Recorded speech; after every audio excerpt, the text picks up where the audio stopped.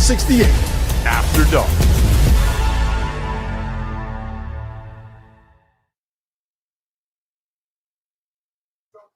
Welcome in on a Sunday night to the Field of 68 after dark. I know this is a day that we usually save for football, but I had a damn good time today watching college basketball. We need to do more of this on Sundays with the college basketball schedule. A lot to get into tonight. Number one, Houston taken to the brink, but survives in Birmingham. The national champions, the reigning champions, Florida, polish off a nice one against Miami. I know a lot of people were waiting on that kind of performance, and they got it tonight from the Gators. So we'll get into all of that today here on the show. Lots of games that we'll touch on. Purdue in action, Indiana in action. Josh Pastner goes back to the place where he got his coaching start and delivers a pretty hefty blow to the Tigers. We'll get into all that today here on the show. Shout out John Josh. Martin. Shout out Josh. Yeah. Hey, you come to the Field of 68. You get back on the horse, baby. You get back on the horse. Exactly right. That's right. I'm John Martin, joined tonight by my guys, John Henson and Terrence Oglesby. So obviously very busy show today. We'll touch on all of it. But Tio, I'll start with you on this Houston. They survived. Number one survives. And what was a very pro-Auburn crowd, as you might expect in Birmingham. Houston starting over in some ways, trying to replace Juwan Roberts, incorporating some young guys. But, in many ways, it was more of the same with Houston and just, relying on that defensive identity. I think they got like 4 straight stops on Auburn there late. Just from what you saw, what'd you make of that performance from the Houston Cougars tonight? Much of the same. That's the crazy part. Whenever you watch Houston, it's much of the same. The difference with this team is I think Chris Sinak is an absolute dude. I think he's a dude. And he gives them just another guy besides JoJo Tugler. Defensively, the length, the athleticism. He's listed at 6'11", 240. That's pretty big. And you throw in how tough and physical they play the entire game. His body doesn't look like a freshman's body.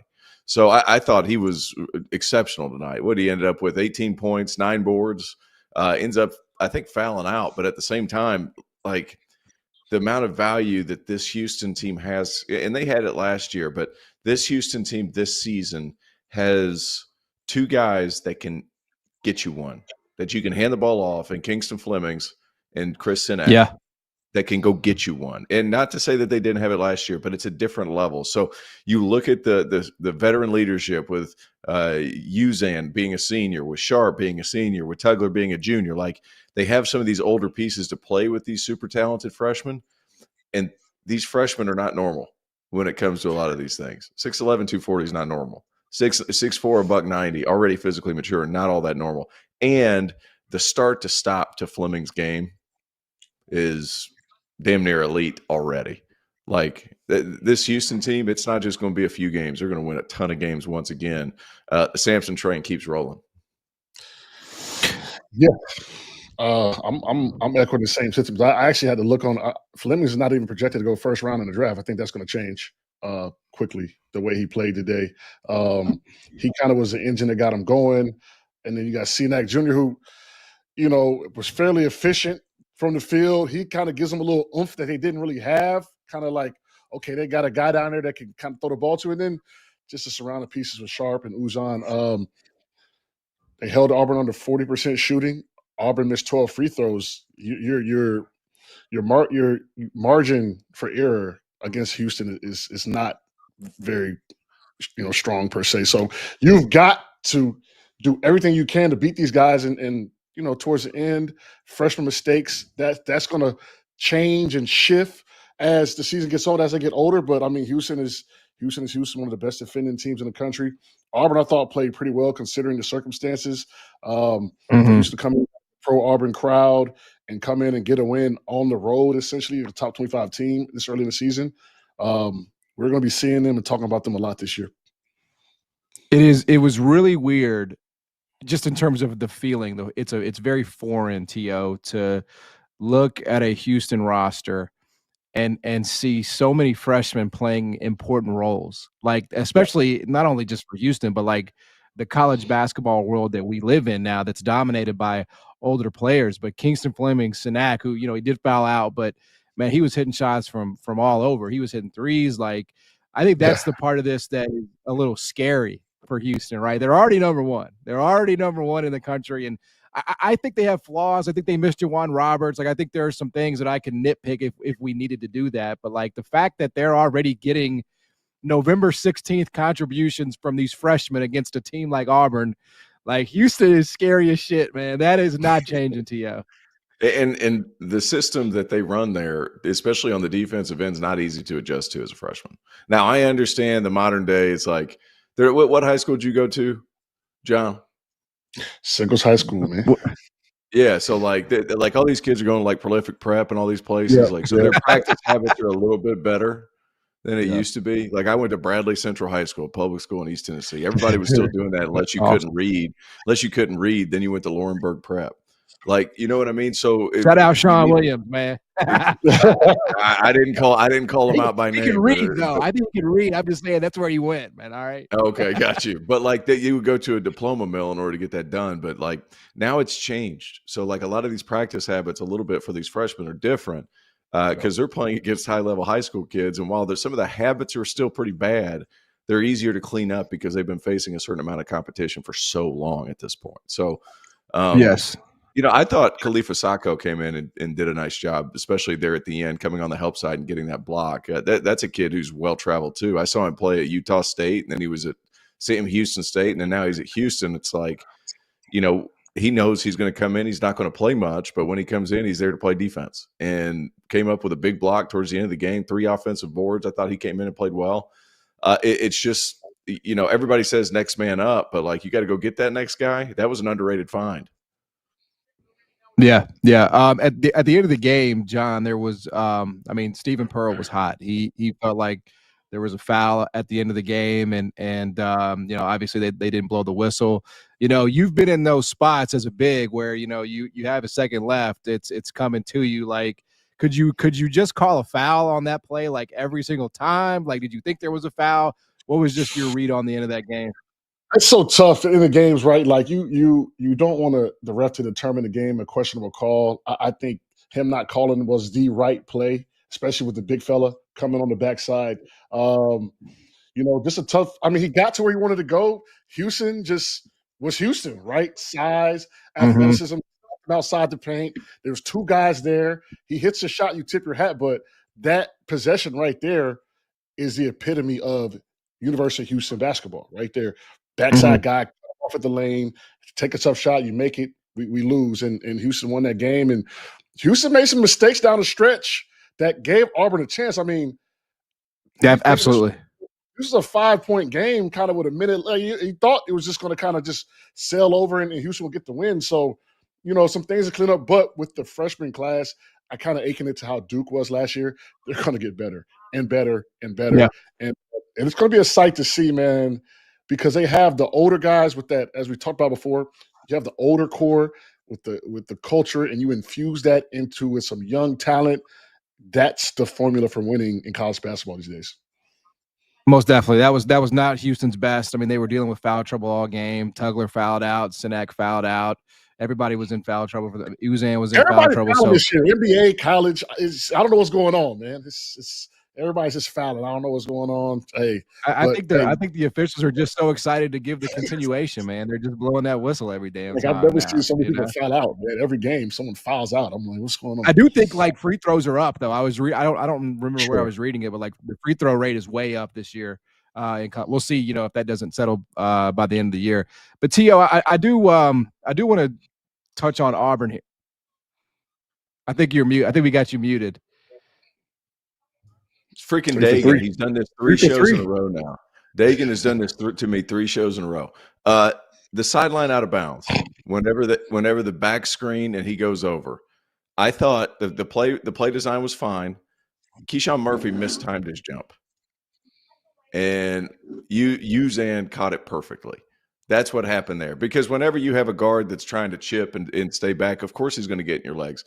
But at the same time, Murphy just mistimed his jump.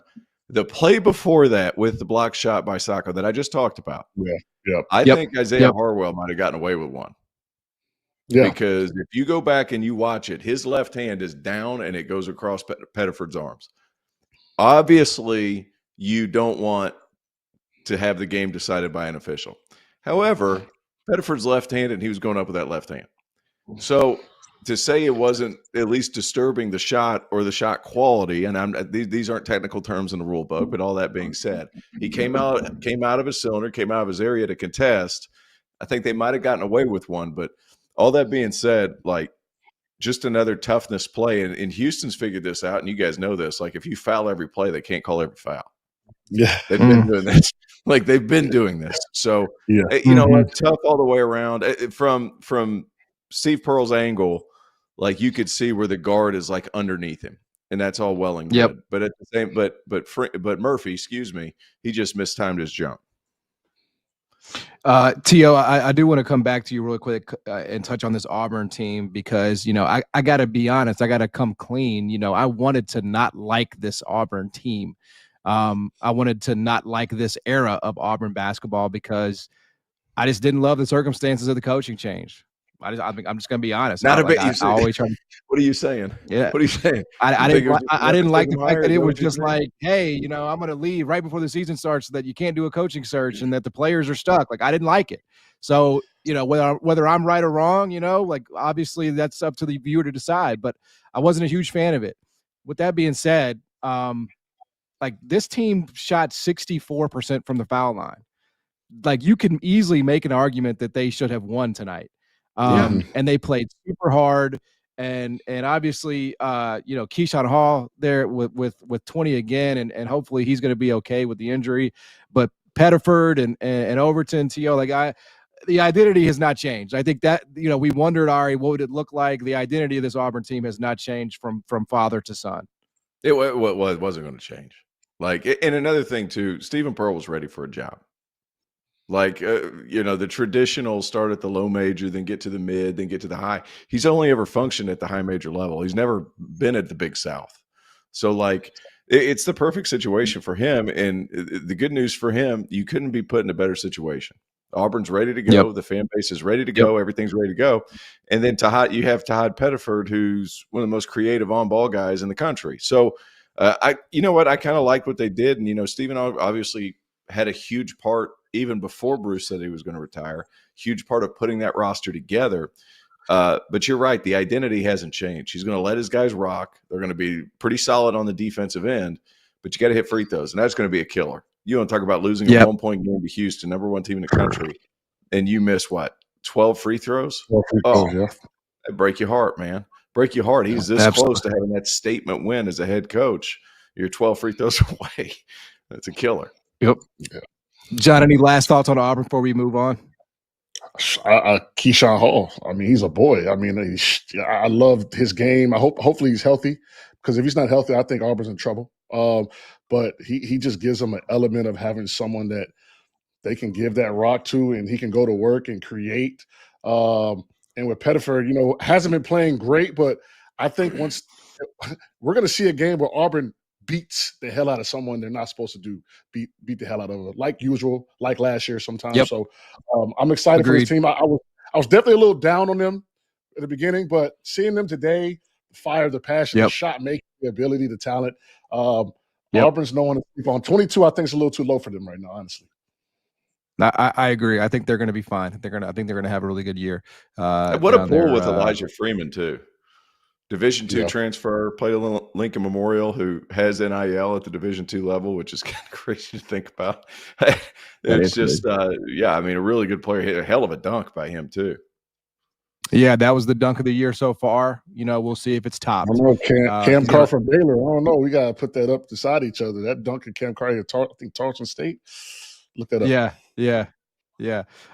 Anyway, nice win for Houston. They're going to remain #1. All right, the reigning national champs were in action tonight. Florida against Miami, sort of in this neutral Jacksonville Hoops Classic. And, you know, I think I botched the name, but I know it was in Jacksonville. And everybody's kind of waiting on this Florida team to, you know, show that they can get back in the mix, that they could sort of put themselves back in the, you know, contender conversation. They deserve to be there. And here comes this Miami team that's 3-0. That's obviously got a new coach that, you know, looks very live. And, you know, Florida, I don't want to say they dominated start to finish, but they pretty much controlled this. They got up, you know, double digits at halftime, and, you know, they pretty much controlled it in the second half, T.O. So was this the kind of performance that, we were waiting on from Florida earlier in the year? Yeah, and my God, they found some other shot making too. No, they didn't find other shot making. It was the big fellas. That was what we've been waiting on. And I'll be honest, I still have my doubts on Xavier Lee.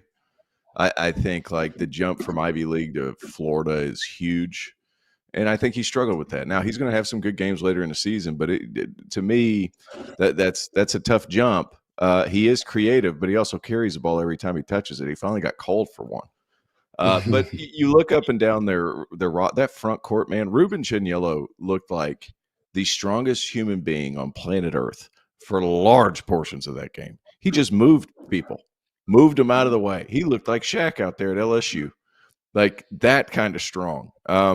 Now, I will say they're going to have to find some middle ground between fouling every possession and, like they're going to have to find something, because that game, the refs, especially in the first half, super physical, almost to a point it was like, are we playing basketball?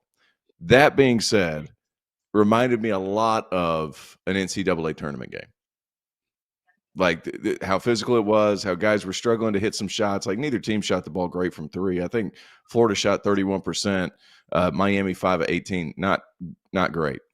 But this Florida team, when that front court is moving, my gosh, like how do we pronounce my man Thomas Hogue? Like he is so freaking good moving without the basketball and finding spots. Like just a tough player. Alex Condon, he just has a lot of game for a dude listed at 6'11".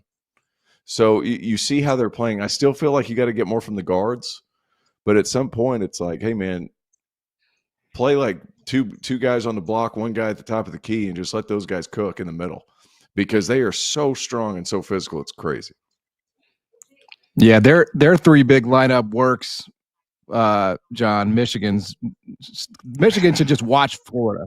Watch Florida. Three big lineup with 5 for 10 for 3, so that helps. It does help.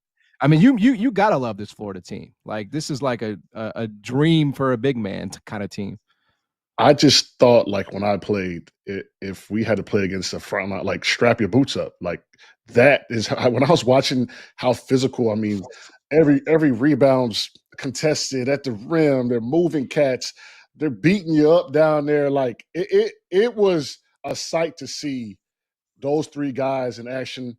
I think they combined for 52 points, 27 rebounds. They shot over 70. I mean, they dominated the interior. They dominated the game.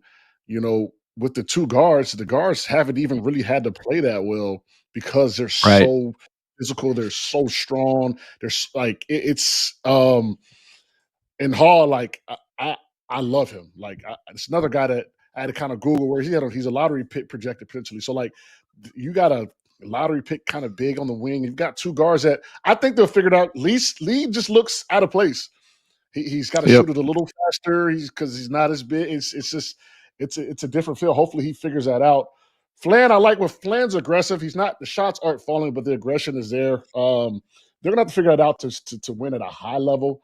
But with those bigs, I mean, I'm sure they're rebounding over 40% of their possessions, or offensive rebounding 40% of their shots.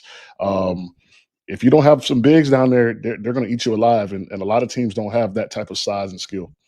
Man, freaking Miami couldn't make a layup either. Yeah, like that team's going to have a hard time scoring this year. Malik Renaud from 2 was 7 of 18, and I'm willing to bet 5 or 6 of those misses were layups, point blank.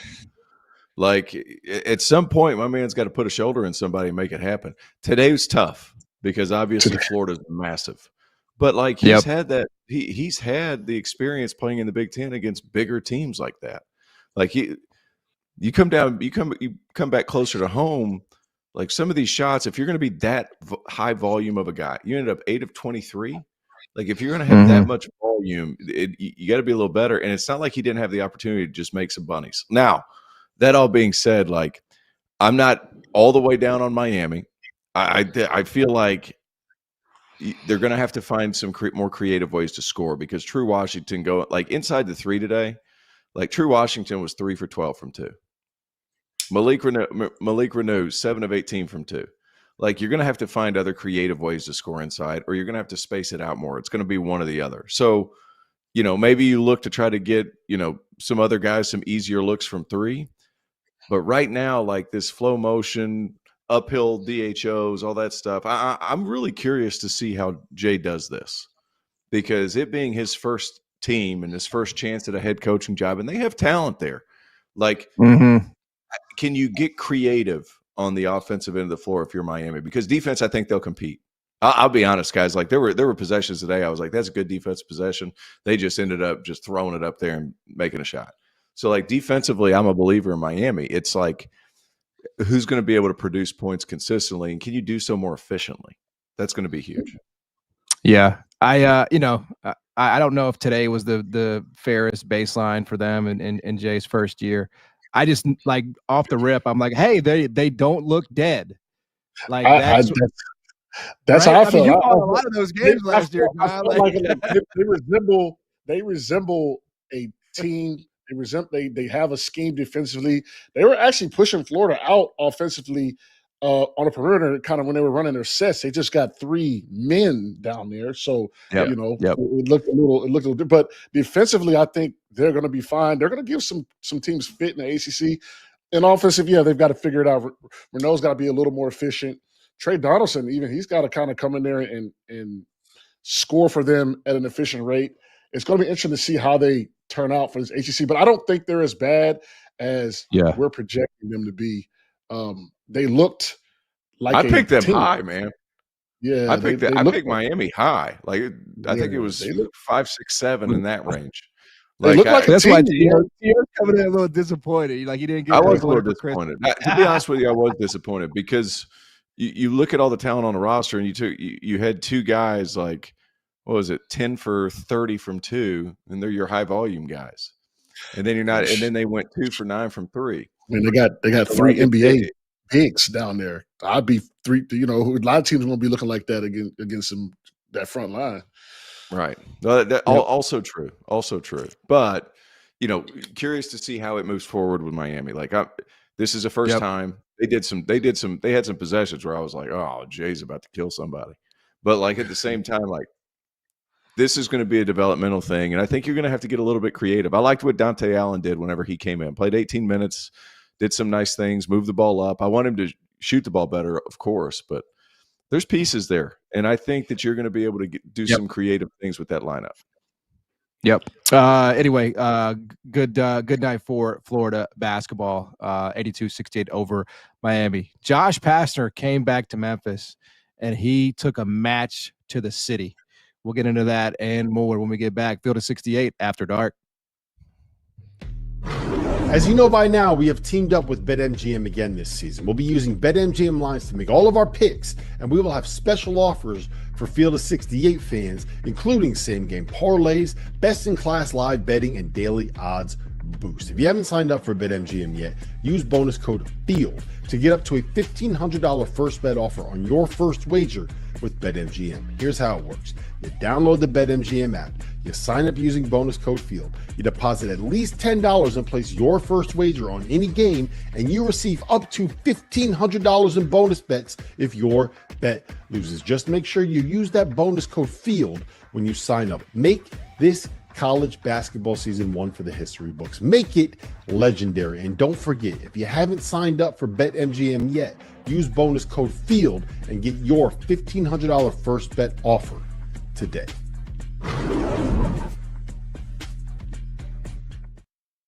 With media days and on-site events the last 2 months, travel for me has been crazy. Luckily, I had Huel.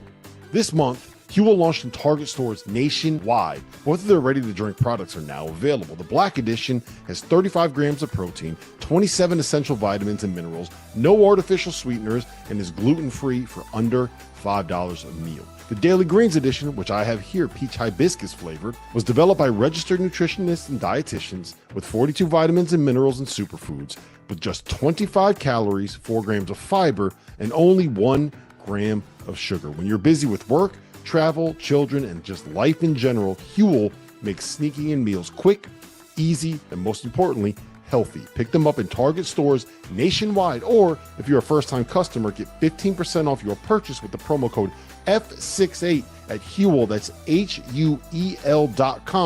/F68. Welcome back, Field of 68 After Dark, presented by BetMGM. We'll obviously be hanging around for the better part of an hour. We'll get to the afters, and obviously we've got some superlatives to cap off what was a very busy weekend in college basketball. Let's go around the country in terms of the top teams, some of the ranked teams that were in action tonight. Again, it was a pretty busy night in college basketball. Purdue, as they are getting ready to go to the Bahamas in their final tune-up, they follow up their Alabama win with a 97-79 win over Akron. Nice to see them kind of validate that Alabama win. They didn't get caught slipping. Just a complete effort sort of around the team, right? You had 17-15 from Trakoff and Wren, 14-14 from Oscar Clough, 16-10 from Braden Smith, and then Fletcher Lawyer added 16 as well. T.O., this Purdue team passed a big test in Tuscaloosa. I mean, what's the weakness with this group? They've got continuity, they've got size, they've got the All-American point guard, they've got shooting from Fletcher Lawyer. I mean, you tell me, where's the flaw in this Purdue group? If something terrible happens. Outside of that, I can't pick much out. Clough has been good. He's wide as a door. He dude boards. Like the dude boards. But you talk about point guard play. They got the best one in the country. You talk about shooting. They got one of the best shooters in the country in Fletcher Lawyer. CJ Cox, like that, he's like the only guy that's not going to score double figures for it. And like it's almost better to keep him out there with the starting group just because not everybody can shoot it. You know what I mean? Like Trey Kaufman needs touches, Clough needs touches, Braden Smith needs touches, Lawyer doesn't really care if he touches it or not, but like he ends up shooting it well. You got to have somebody that's a connective piece.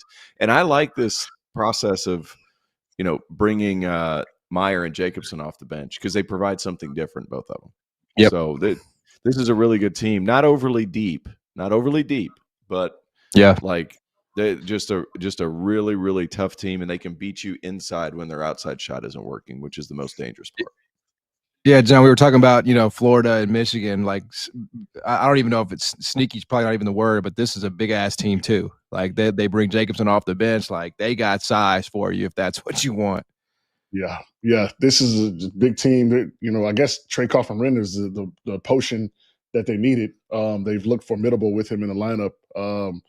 Just going down to Alabama after what Alabama showed us in the Garden and beating them there should tell you all you need to know about this team. They're going to be here at the end. They're going to be really good. I have no complaints. I can't say much, man. It's about them staying healthy. I think is the biggest thing for them, staying healthy. And they'll be there at the end, man. This team is loaded. Yeah, I mean, I know that's not the way that the poll works. When there's a number one team, if they don't lose, they stay number one. But I think I would like to see us as a sport, like, let's do this, performance based, right? Like, I think Purdue should be number one in America based on what they've done so far. Not to necessarily take away anything from Houston, but I mean, again, that was a game today they could have easily lost if Auburn shoots 70% from the foul line instead of 63. Like, Purdue's got the most impressive win of the season, winning at Alabama. Like, there's no doubt in my mind. And we'll see what they do in the Bahamas. They potentially could see Texas Tech in the championship game. So that would be a really, really nice matchup. But I mean, this Purdue team is just Purdue. Be insane. Yeah. That game in a ballroom would be insane.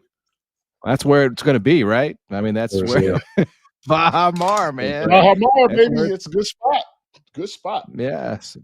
So anyway, yeah, they handled business today, did Purdue. All right, Indiana gets it done, 69-61, moved to 4-0 over Incarnate Word. The Beast Incarnate Word. I mean, shout out to them. They certainly kept it a game. They covered. I mean, what do we say, John? It matters. It matters. It matters. I mean, listen, Purdue didn't cover. They dropped the spot. Let's talk about it. That's the only reason. Purdue didn't cover against Akron? I'm saying no.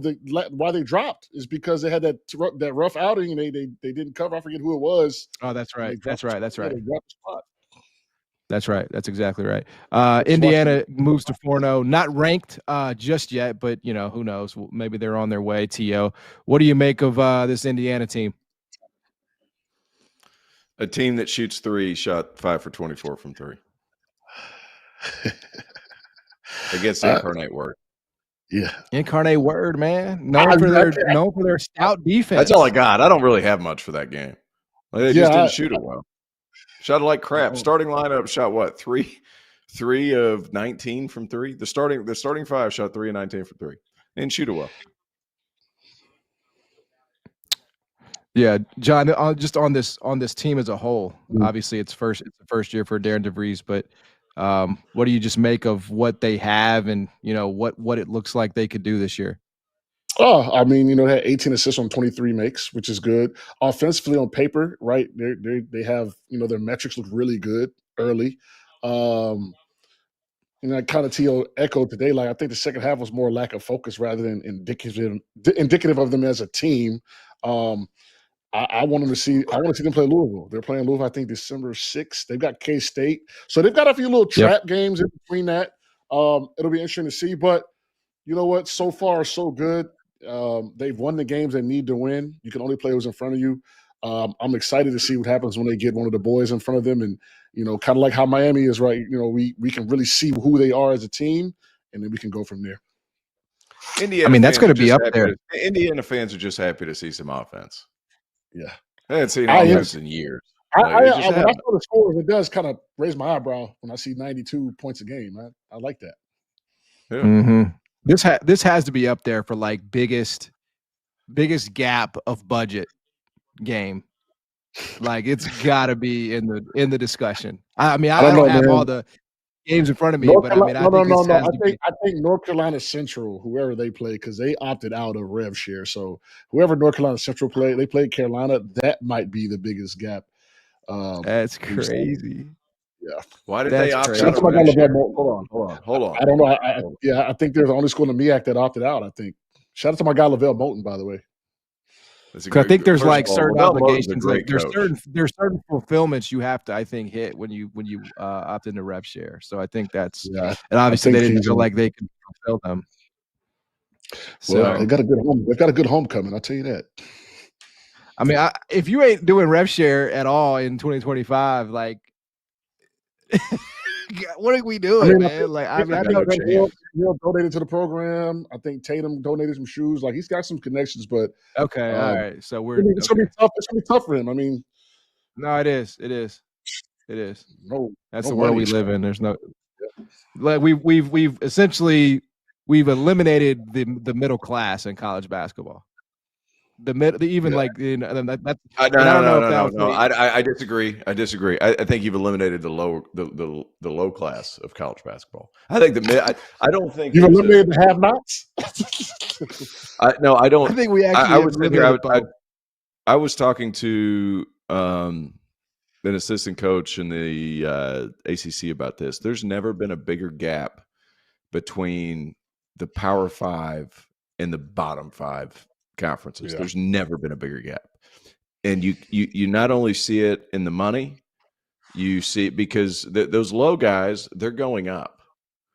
Like the guys that have a good year they're going up to like the Missouri Valley and even the Big South, who a couple of teams have rev share there. Like they're going up to the mids. In the mids, there's some guys that are dropping down in the mids, but like they're transferring to other mids. The high majors between that and like I did South Carolina State, Louisville, the body size. And while South Carolina State like had tall players, the sheer size of Louisville in comparison was just nuts. And it's not just the rev share, it's the available funds to like feed the guys, to make sure you have X amount of time in the weight room, to have a strength coach that you don't have to share with. Like it's completely crushed the bottom 5-6 conferences in Division I. I don't think it's gotten rid of the middle class. I think it's actually elevated the middle class. Like the mid majors are pretty good because they have some fun, and you got transfers down. I agree. I was looking at. I have a friend who Coach Panone, because Panone hosts Arkansas State. He's got Chandler Jackson, who was at Florida State. Yep. He's got TJ Caldwell, who was at Ole Miss. Like this is he's got some boys down there playing at the mid-major level. So that's a good point by UTO. Yeah. The gap tonight for Incarnate Word was just 8. They got to be feeling damn good about that. There is no doubt about it. One of the programs keys on that pizza tonight, huh, John? 100%, 100%. However they get paid there, if they get paid or whatever. One of these programs that's kind of caught in between what they once were and trying to keep up with, the money and rev share and everything like that in 2025 is Memphis and Penny Hardaway. And it's been a whole new start and a whole new team for him this year, 15 new guys. And it bit him tonight. There's no question about it. Josh Pastner makes his return to Memphis. It's where he got his head coaching start many, many years ago following John Calipari. And there you see it. Comes into Memphis as a 9.5-point underdog and basically wins this wire to wire. And we're talking about a UNLV team, by the way, that was down 3 starters, and banged up generally. And they go into Memphis and they handle it wire to wire. I want to start with UNLV real quick, T.O. This is Josh Pastner getting back into coaching. This is a UNLV brand that, once upon a time was on top of college basketball. Obviously it's big to put on Josh. Hey, revive the brand totally, but I don't know. This feels like a good start to the Josh Pastner tenure after losing 2 games to bye games basically to Martin and Chattanooga or Montana. Hey, hold on. We got to give some flowers here. We got to give some flowers to Jeremy Schulman at UT Martin. The dude went completely overseas, and not only that, like they've won all 3 games. They got Florida State coming up at Florida State. You talk about a litmus test, like, oh, maybe you never know. Like I think Florida State's pretty decent, but Schulman, it's a good strategy by him. Actually, their roster, it's NATO. Like I'm not even joking. Like I think they have 2 Americans on the entire roster. Go look at it. He said, "Well, I don't have the NIL and everything. I'm going to go overseas and I'm going to get some guys that like they'll just come over to get the education, have the experience." Like go. It's an amazing kind of way to go about it. But they're 3-0. That being said, and if they're coming over from like Belgrade, there's no fucking difference between Martin, Tennessee, right? I mean, it's all the same to them. Hey, transitive property states Tennessee Martin beats UNLV, UNLV beats Memphis. The Kings of West Tennessee, that's right, are the Martin Skyhawks. Right. So I'm with it. I'm with it, man. I'm with it. But I mean, just for the UNLV piece of this, what does this mean for Josh, T.O., and his attempt to try to revive this program? You know what? It's a program that hadn't done all that bad. They just hadn't done all that great. And that was kind of their downfall and why they moved on. They want to win the Mountain West whenever they're there. They were always talented over the last X amount of years. Now it's just Pastner's there with a different system. And I thought they played well. Like some of the things that happened today when, Howie Fleming had a great game. There were some other guy. What's the big fella's name? Gosh, I'm losing my mind right. What's the big fella's name? Light-skinned cat that dunked on everybody a couple times. Just a really good player. No, it just happens that, it's interesting because they have talent now too. Kamani Hamilton's a nice player. Nice Cunningham's coming back. Like you're going to have talent. How do you navigate the Mountain West? Because the Mountain West is a tough league with a lot of differentiating styles. So it's a big win for him to go back to Memphis because I'm sure it has a little sentimental value to him. But this is a guy that I always found Josh's teams to be incredibly difficult to prepare for because he ran this funky zone. It was like a really weird zone, but it's just another curveball in a league full of curveballs. So big win for him moving forward. Obviously, he's probably walking out with his chest poked out a little bit more just beating Memphis, having been there before and left, and not being forced to leave, but he got an opportunity quick and got out of there. I'll let you handle that part, Martin. But it's just one of those things. Like good for him, but it's going to be a tough year. It's going to be a hard year because it's a big adjustment going to that league. John, on the Memphis side of this, UNLV was a 9.5 underdog. Penny has a much bigger budget than UNLV. How disappointing is this for Memphis? How bad of a loss is this for Penny? I think it's it's bad because, I think it's one of those games where, Memphis walks into the arena, they see it's UNLV, and they say, "Oh, we got Memphis across our chest, and we're just going to win this game." And I was actually fairly impressed with them down the stretch at Ole Miss. They put up a fight, defending. I was kind of on them a little bit more than today. You look at they were down as much as 21 points. Yep. So I'm disappointed in the performance. They shouldn't have lost this game like this.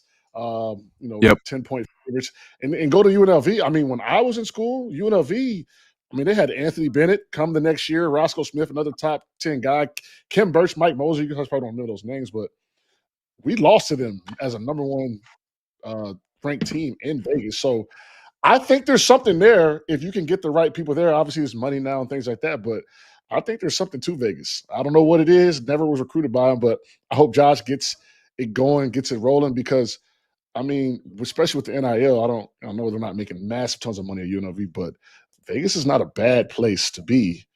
No, you got to be. Not at all. Just being honest. Not at all. I'm going to make one point about Memphis, and then we'll take a break and come back with some superlatives. But I don't think Memphis is the only team that's done this, but I think they're one of the more prominent teams. They've basically played craps in the transfer portal for the last 3 to 4 years. And Penny was very fortunate to have come out last season and rolled a 7 on the come out, right? We're going to stick with casino parlance here. He lands PJ Haggerty. He lands Dane Danger. He lands Tyrese Hunter. All these guys, some of which had been to the tournament, had a winning background, had a winning pedigree. And I think it's very safe to say that even though we're only 3 to 4 games into this season, Memphis crapped out this year. They have 15 new guys, none of which have any experience in the NCAA tournament. Like, nobody on this team knows how to win. They don't know how to do it. They've never done it. You have multiple guys other than Sincere Parker. The rest of it, they don't know. They've never done it, and some of them are on their third schools. And so you get a bunch of players that don't have experience winning to a program that expects to win, and this is what you're going to get. It's going to get harder for Memphis before it gets easier. They're going to play Purdue. They're going to probably play Wake Forest in the consolation game. I've already got them in the console, and maybe Wake Forest wins against Texas Tech. But point is, it doesn't get easier. They got to play at Louisville. They got to play at Mississippi State. They got to play Baylor. They got to play Vandy. This is going to most likely, in my mind, be Penny's worst year at Memphis. And it's because he's unfortunately constructed a roster that doesn't know how to win. And I don't think that's something that you can change on the fly, in the middle of the year. That's not something that you can teach. It's just the reality of college basketball in 2025. All right, we have a lot more to get to on the show, some Sunday superlatives, and then we'll get to the afters. John Henson, Terrence Oglesby, John Martin, back after this. Field of 68 after dark. As you know by now, we have teamed up with BetMGM again this season. We'll be using BetMGM lines to make all of our picks, and we will have special offers for Field of 68 fans, including same-game parlays, best-in-class live betting, and daily odds boost. If you haven't signed up for BetMGM yet, use bonus code FIELD to get up to a $1,500 first bet offer on your first wager with BetMGM. Here's how it works. You download the BetMGM app, you sign up using bonus code FIELD, you deposit at least $10 and place your first wager on any game, and you receive up to $1,500 in bonus bets if your bet loses. Just make sure you use that bonus code FIELD when you sign up. Make this college basketball season one for the history books. Make it legendary. And don't forget, if you haven't signed up for BetMGM yet, use bonus code FIELD and get your $1,500 first bet offer today.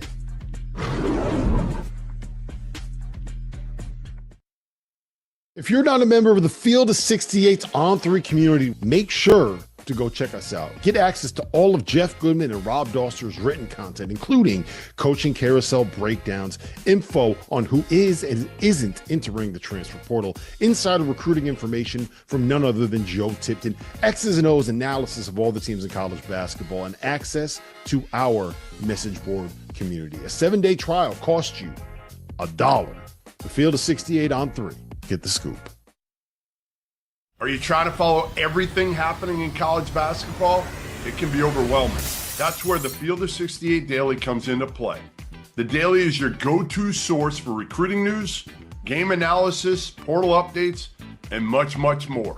For just $50 a year, you get access to the same information that your favorite coaching staff is subscribed to.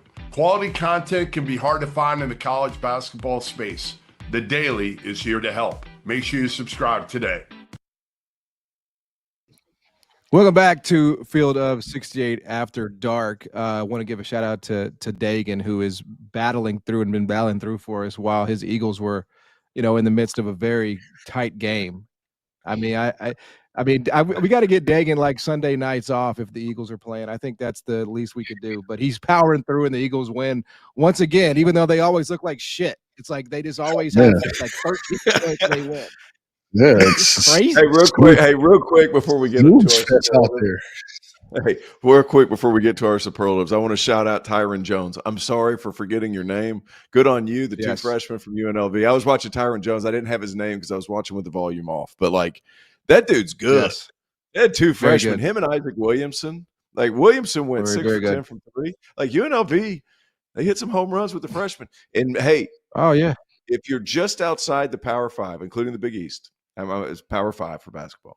Like, if you're just outside the Power 5, you can get some really good freshmen now. Some of these teams in the middle of those big leagues, like they're not wanting freshmen, they're wanting transfers. So no, I look forward to watching Isaac Williamson. I look forward to watching Isaac Williamson at Louisville next year. Go get paid. That's the formula. Hey. No, it is. It sucks, but it is what it is. It's like you're going to develop for the next guy, But if you can get a tournament appearance out of the freshman, it's good for you too. It's good for business at home as well. All right, let's do some Sunday superlatives here. T.O., we'll start with you. Which team had the best win this week? The best win. I thought we were going to talk about best team outside top 25. We're doing that. We're doing superlatives. That's all of the superlatives. We got all of them. We got multiple superlatives. Okay. Best win. There was a lot of good hoop being played this weekend. John, you got one right off top? I mean, I was either gonna go Purdue or Arizona. I mean, I don't know. Purdue at Alabama, I would say, is the best win of the week. To me, it's not really many high level, I guess, wins, at least at the top teams. I'm gonna go Purdue going down to Alabama after what we saw in the Garden. I would say that's the best win this week. I think it's the best win so far this year. Yeah. It's hard because it's been a long ass week. Like it's Arizona going to LA and getting another win after having getting 2 big wins in a row for these programs. Like for Arizona to go back to back, like you saw Alabama's later. So shout out to them as well, man. Handling prosperity is tough in college hoops, especially with all this money floating around. Like that's shout out to Arizona. That's a good call. I mean, we haven't talked about it obviously because it was a couple nights ago. I mean, I would agree with Purdue, no question about it. But Arizona, very very sneaky, like validating that Florida win. That's no fluke. They're a legit team, and that could have gone either way. But obviously winning that game in LA, that was super impressive. Yeah, Louisville over Kentucky, statement win there. Yeah, I know. We haven't even talked about that. Yeah, that's this weekend. Louisville's scary, fellas. Yeah, they're scary good. They're scary. I don't like that game was played this early. I'll say that. Like Mika, that feels Brown like a December Jr. game. Like Brown Jr. was looking. I mean, he won't be there long. But no, he's out of there after this year. He's out of there after this year. Yep. UConn beating BYU despite AJ DeBanza losing his mind. Yeah. Like, I know that game was in Boston. I get all that. But at the same time, like, you still got to get it done. That's another good win. But if I had to pick one, I would say Louisville over Kentucky just for so many different reasons as far as, like, signature win for Pat Kelsey, big win at home. Like, to me, it was so funny to watch the Louisville fans because I think Michael Brown Jr. hit a 3. They did such a good job of finding the right guy. Kudos to ESPN for this. They would find the right guy in the crowd. And there was one that was literally thanking God that Louisville was competitive. And I understand that Louisville had a good season last year. But in the non-conference, they kind of sputtered and then got really going during ACC play. But, man, like you could see a giant sigh of relief from the fan base of, man, we finally got Kentucky. So if I had to pick one, I'd probably pick that one. And don't forget, I mean, Kentucky got the biggest budget in the sport. I know they, again, aren't whole right now, but like, honestly, that's the way I measure all this stuff. Like there's like the odds, and that's, we refer to those, but it's also like, if we kind of know your budget, and a smaller budget is beating a bit, like that's kind of how I view these games. The big budget should always win. Big bank take little bank. It's not little bank take big bank. That's not the way the game is played. But hey, you can pay for all the only in baseball. Only in baseball, baby. You can pay for every player, but if you pay for the wrong players, you're shit out of luck. That is very true. That is, I mean, about the importance of evaluation does not change. No, even with the same player, and I'm just say this, like, same schools getting the same players, guys. You're just having a couple of extra schools that are just hopping in and being competitive now that this money stuff's come in. Yeah. Yep. There's no doubt. All right, let's get to the best performance of the week, T.O., because it seemed like you were chomping at the bit to let the world know who in your mind had the best performance. Who is it? I'm not chomping at the bit at all. I will say, and this is just because I called the game, but seeing somebody in person just kind of changes everything, right? But seeing Cam Boozer, and I know it was Indiana State, and I know it, but my man went for like 35, 12. Like, I can't remember the exact line, but I was just sitting there in amazement watching this guy who had 35 points. I want to say 12 or 14 rebounds. Like, he was unbelievably dominant. Or 35, 12, 5 assists, 3 blocks, 3 steals. He handled it in the fast break. He made outlet passes. He hit threes. He scored with his back to the basket. He scored cutting to the basket. And like, the only thing he can't do is put his chin on the rim. Like, I know that's probably not what we should be saying right now as far as best performance of the week, because there were so many teams that played other high-level teams. I get that. But like, at the same time, watching how he did it and in the manner in which he did it and how easy some of these things come to him, like, that guy is different. Like, he's not this otherworldly run and jump athlete, but he's powerful and he's skilled as all hell. And people right now are less concerned in the NBA draft with whether or not, like, the combine results. They've never been less intrigued. Like, or they've never been less intrigued. It's about, are you a smart player? Look at the rookies that are doing well in the NBA right now. It's the smart ones, right? So that dude, I'm telling you, like, just because of what he is from an IQ standpoint, could very well be the number 1 pick. That's all you got in Charlotte, by the way. It's just these heady rookies, man. I mean, look at them. They got probably 3 of the best 6 rookies performances right now. Like, in 10 years, are they going to be the best players?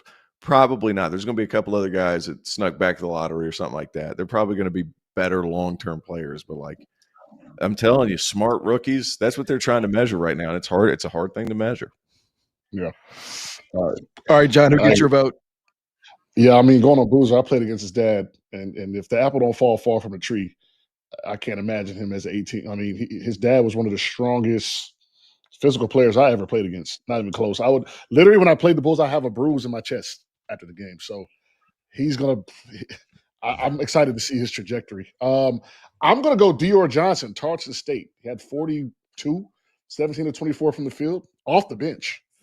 That's who I'm rocking with. That I would say that's shout out to Tarleton State. Yeah, shout out. Where did he come from? And off the bench at that. Like, hold on, man. Yeah. Hold on. This is the same Dior Johnson that was a McDonald's All-American and went to Pitt and was supposed to go. It's the same guy against Baylor. Yeah. And he's coming off the bench at Tarleton State. He went off though. He went off. He did. He snapped. You got to give him that. I'm gonna just say AJ DeBanza in that setting. Like, I feel like he's maybe, but we'll see. I don't. It's probably not accurate to say that he's fallen out of the consensus number 1. It does feel like people have been so used to him being the top pick that they're kind of bored with it, and so it's like, oh, Darren Peterson, oh, Cam Boozer.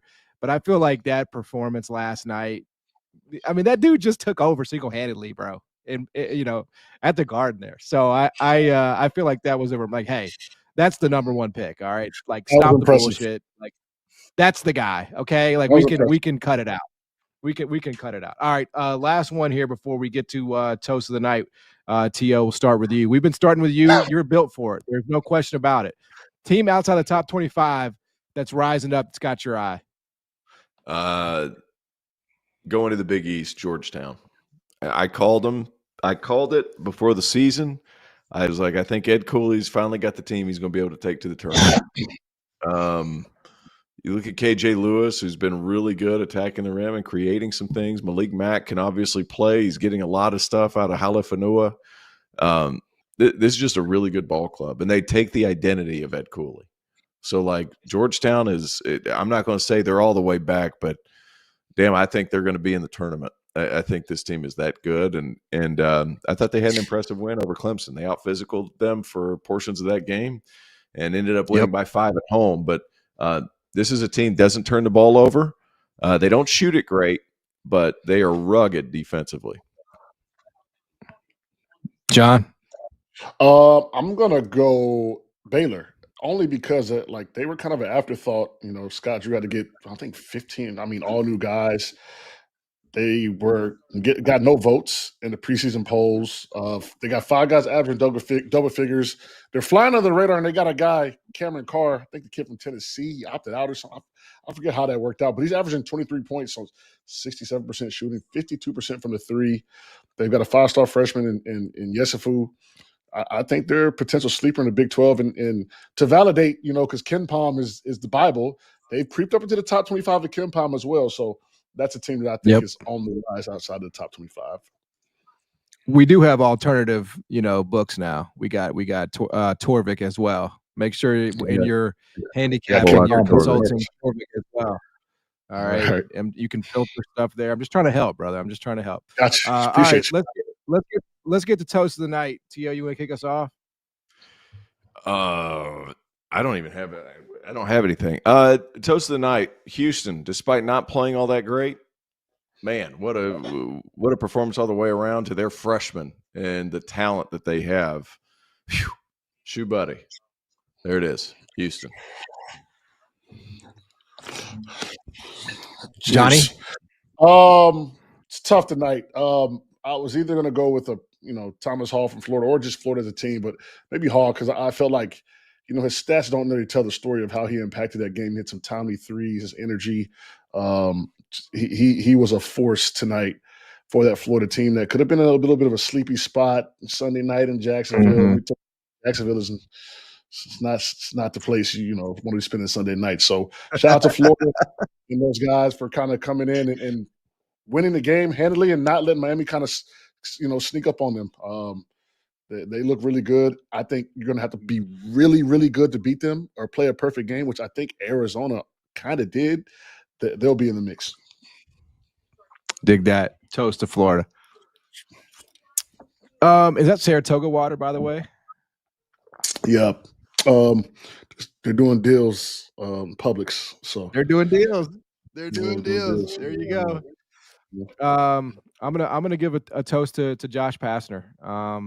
When he left the Memphis, I gotta give it to him. When he left the Memphis job, fans were very much out on him. They felt like they could do much better than Josh at that time. They felt like, he had run its course, and maybe it had. I mean, I think, you look at all the stuff back then, maybe it had. But for him to come back in here on his second job since Memphis back in the day, and lead a team as a 9.5-point underdog here in town, he won't ever admit it, but that one was extra special for him. So I'm gonna give a toast to Josh coming in here and coaching a hell of a game. All right, look, that's gonna do it for us here on the main show on After Dark. Hang around. We're gonna be going to the afters where we'll make sure to touch on anything that we missed, and we'll be sure to let us know. All right, that's the way it works. So the hats are backwards. The Tiffany basketball is still out. We'll catch you in the afters. For John Henson, for Terrence Oglesby, I'm John Martin. Thanks for hanging with us here on Field of 68 After Dark.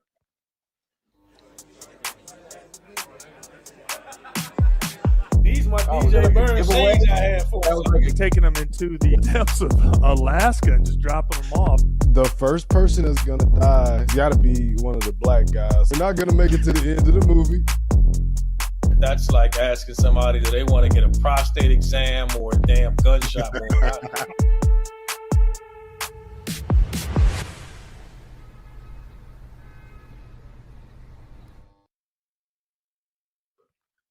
Welcome into the afters, John Martin, John Henson, and a working man, the working man's working man, Terrence Oglesby. Here on, he was just telling us how busy he is. How much work he's got, which is that's a blessing, man. It's a blessing. It's a good thing, you know. It's better to be busy than bored. Better to be busy than bored. There's no question, man. There's no doubt about that. All right, Dagan, what you got for us, man? We're turning about the tush push. Yeah, nothing about the tush push. We don't need to talk about that game. Poor offensive performance from the Eagles is all I'll give you. Per usual. Logan in the chat wants to know Champions Classic early predictions / analysis. Obviously, that's coming up on Tuesday. Champions Classic. All right, Champions Classic. The thing about the Champions Classic is it has like teams that haven't won the championship in like a long ass time. Like we need to refresh the Champions Classic. Champions Classic. Kansas Duke's going to be interesting. I think it depends on Darren Peterson. Peterson. No, they might be in trouble though. Yeah, he's been resting for this moment, right? That's what this has all been about. No, they said he's out for the foreseeable future today. I think. Wow. Hamstring issues. So without him, Duke's going to blow that one out. They're going to steamroll the boys. I think Kentucky beats Michigan State, but I think it's going to be because of their shooting. I think Kentucky's going to have – they have a bunch of – and Randolph made up a great point, but like Kentucky has a bunch of guys that can make shots that aren't shooters. They're going to have to make shots against Michigan State because Michigan State's just going to hassle them. Yep. But I think Kentucky gets loose. Man, I mean, you look at this field and it's losing a little bit of juice, because of the injuries. They've had the same teams forever. Yeah, I know. I mean, it would be really nice if we refreshed these teams. I think like we've got some modern champions now. We can mix in some modern champions. Houston. I think it's not actual champions; it's TV ratings champions. No, that's exactly right. I get it. If they felt like they needed to refresh the teams, they would, right? Right. They do fine. They do fine. Do you agree with John? With T.O. John that it's Duke's to lose? Yeah, I think it's Duke's to lose. Duke's a really good team. They're a healthy team. I think they're better than most teams. Yeah. So, I guess Duke would be the team for now. I do like Kentucky, though. That's my preseason team that I thought was going to be a lot better than people expected. So I'm interested to see how they bounce back after the Louisville loss. They did have some good things to kind of pull from at the end of that game. They did fight back, and they hit some shots. All right, Dagan, what anything else? Yeah, I was actually going to ask this one myself, but someone in the chat asked for me. Role players, what's your thoughts on Ohio State Notre Dame from today? Obviously, Ohio State got the win on a. I wanted to talk about this. Because end of the game, Ohio State scores a bucket. I think they go up 2-1. What did they end up winning by, Dagan? What was the score? 1-1. So Ohio State wins by 1 at home against Notre Dame. Shrewsbury does not call a timeout. There are a lot of coaches out there that I would have been like, don't call a timeout, let your player make a shot. And they got a decent look. Marcus Burton got a shot over top of a guy who was backing up. Like Marcus Burton averaged 20-some points a game last year. So he's obviously going to score. He didn't have a great night tonight, but my thing is, if I'm Micah Shrewsbury, and because it's Micah Shrewsbury, I think he should have called the timeout because I know he could have gotten something. That absolutely quite as difficult. Like, well, there's several other like part of that's the hard part. But like because I have so much respect for Shrews, I would have wanted him to call a timeout. A lot of other coaches, and I'm not going to go out and name names. Like they have good players. I'd be hesitant. Like if they were like wanting to call timeout to draw something up and just get crap. But there's something about like coaches that are able to draw stuff up in the huddle. We know Micah can do that. I would have preferred to see him call a timeout. And I think it would have been completely justifiable for him to do so. They had plenty of time too. Mm-hmm. I think the mistake that was made was usually you don't see coaches call timeouts when there's numbers, right? You get it off the rim and defense is there. Everybody was set it was mano a mano. I in that scenario, at least my favorite thing is when a coach, hey, sees this guy, okay, hey, look, you're not doing nothing with the timeout, let's draw something up. I think they had enough time to do that because the shot he got wasn't ideal, but the matchup was. I think you've got to attack more and create, but early season, in the game stuff, this game was not the most exciting game to watch. That's why I took Ohio State under 79.5. So knew that was going to be easy to win. I So will say, yeah. Bruce Thornton's one of the best, really good college players that we don't talk about enough. Like, He's so even good. when they haven't been great over the last couple of years, like, he's really good. And he was good again tonight. 24 points, 4 boards. He's a point guard built like a linebacker. And No question. I get to call a game Ohio State at Pitt later this month, and like I'm excited to see that team in person because I think they have a chance to be good. But it to me, like, it all went back to that end part. Like, do you, the age old question: do I call a timeout? Do I let my players rock? When Marcus Burton's 3 of 14 from the field, and he's going to be the guy because he's built that way. There's a lot going into that decision. Because I have so much respect for Shrews, I would have wanted him to call a timeout there. Yeah. Yep. Makes sense. Dagan, anything else, or is that going to do it for tonight? I got one more for us, fellas. Another preview for tomorrow. VCU, NC State. That one comes from Jacob Troutman. Pretty much the only game tomorrow. The only notable game. Yeah. People have been betting NC State like they know the final score. I mean, it's crazy. They're all the way out to 12.5. I don't know. I think at the very least VCU can keep this game competitive. It's I at think 12.5. It's at VCU. Where's it at? NC State. Yeah, it is at NC State, but still though. I mean, I just kind of feel like maybe that's I don't know. I could be wrong, but I don't know. It just feels like it's too many. I think I could see myself getting on VCU plus. I mean, we don't talk about betting on this show. I mean, I know it's kind of tough because, like, even though we're you got sponsored by who are like betting site. We are. We are. But and you got players out here who are, shaving points. But I think I'd be on VCU plus 12.5 here. You guys have any thoughts on this game? First real test under Will Wade. Yeah. Like, and Phil Martelli Jr. It's all 2 first-year coaches with 2 very prominent programs. Like VCU is a tough place to lose at, like, because you could get dudes. And everybody who goes to VCU wins. So you could get a certain type of player there, really good ones. But I think NC State, I had them last Wednesday, and it was a ref show. They just called – there's 44 fouls in the first half. I was about to go crazy. But that's a team with some legitimate weapons. Darian Williams is good as advertised. So I'm curious to see how it goes. I think they're good. I've done 3 games. It's been Louisville, NC State, and Duke. There's a pretty big size discrepancy between NC State and those other 2. But at the same time, I think they're tough. I think they win. 12.5 points, a lot of points. A lot of points, John.